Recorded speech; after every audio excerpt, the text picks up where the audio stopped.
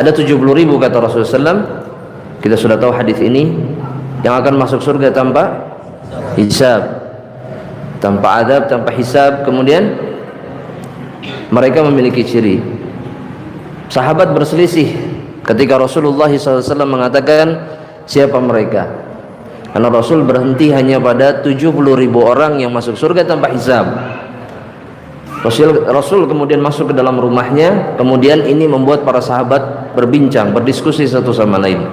Hatta irtafa'atil aswat, dalam riwayat disebutkan sampai suara itu meninggi di dalam masjid, karena masing-masing mendempat pendapatnya, mempertahankan pendapatnya, sampai Rasulullah SAW keluar kemudian menyebutkan sifat-sifat orang-orang yang masuk surga tanpa hisab.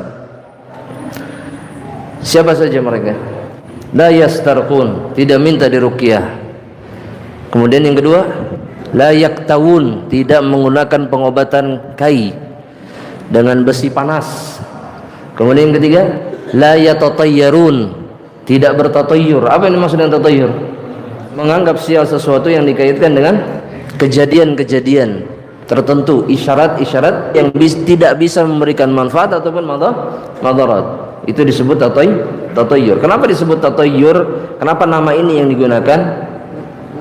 Zaman dulu yang digunakan untuk menentukan sial atau tidak, baik atau buruk adalah burung, sehingga di istilah mereka disebut dengan tatayyur. Baik. Kemudian sifat yang berikutnya apa? Wa 'ala rabbihim yatawakkalun. Kemudian hanya kepada Rabb mereka bertawakal. Maka berdirilah satu sahabat yang meminta kepada Rasulullah SAW, ij'alni minhum ya Rasulullah, jadikanlah saya salah satu di antara mereka, di antara 70.000 orang yang diberikan kekhususan oleh Allah Subhanahu wa taala. Siapa dia? Ukasyah ibnu Mihsan, salah satu di antara sekian banyak para sahabat yang masuk surga, masuk ke dalam gabungan 70.000 orang yang masuk surga tanpa hisab. Tentunya ini menarik perhatian orang lain. Biasanya kan manusia begitu, kalau udah satu dapat maka yang lain pengen.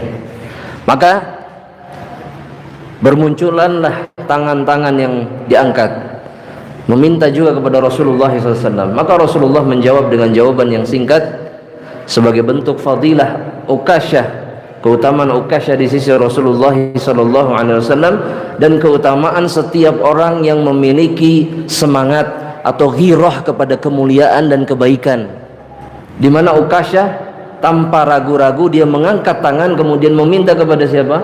Rasulullah SAW. Kalau kita kan mikir-mikir, ini kalau saya ngangkat tangan saya minta dikasih enggak ya? Ukasyah ragu tidak? Tidak. Ukasyah ngangkat tangan kemudian minta, maka diberikan oleh Allah Subhanahu wa taala. Maka Rasul mengatakan sabaqaka Ukasyah, engkau telah terdahului oleh Ukasyah.